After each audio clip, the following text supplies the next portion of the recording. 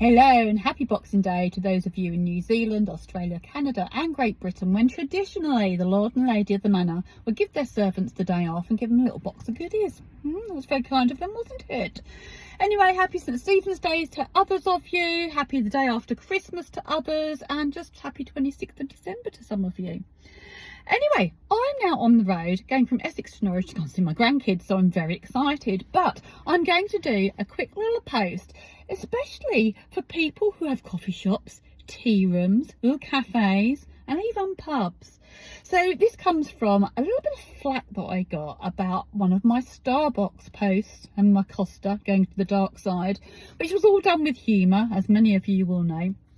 About me not keep advertising these places and to use the little tiny shops and coffee shops, and that I don't like coffee because I use those places.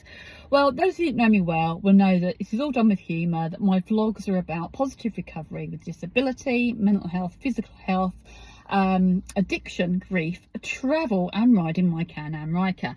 And very often when I'm riding I will use little cafes and coffee shops because I'll go through villages and off the beaten track. If I'm in my car or if I'm on a deadline or going on, I will use main roads, like today, and there's many places that are shut because it's a bank holiday in many parts of the UK. So I will use places like Starbucks, Caffè Nero and Costa because they're available. But the main reason also is because I haven't got a hunt around, or I haven't got the time to do that on those occasions, for a cafe or a coffee shop that does milk alternatives. I know that I can find a good selection of milk alternatives in these places.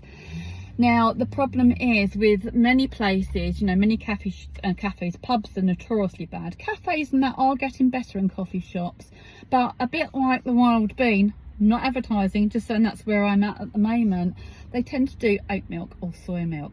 Now, for those of us that are dairy intolerant, many of us are also gluten intolerant, and we have a little bit of a sticky tummy with soya as well. And whilst oat milk is not, or oats don't contain gluten, they are cross-contaminated with barley, rye. Barley malt's the big one, isn't it? And so they do contain gluten. So unless your oat milk says gluten-free or gluten-free oats, then there's a high possibility that it's going to contain some gluten. So I tend to avoid it. I do carry around little sachets with me of gluten-free oat milk, which are great. You can buy them in bulk in a big box for about £15 from another big company whose name I'm not going to mention. Unfortunately, it's the only place I can find that I've bought that I can get these from. So that's handy. I can always have a decent cup of tea if I've got those with me, but sometimes you just want a latte, don't you? So other times I have to have black coffees, usually in pubs. Because I'm 4.25 years sober, my 5th sober Christmas, so that was good. And so I have become a bit of a coffee and a tea addict, I guess. But there you go.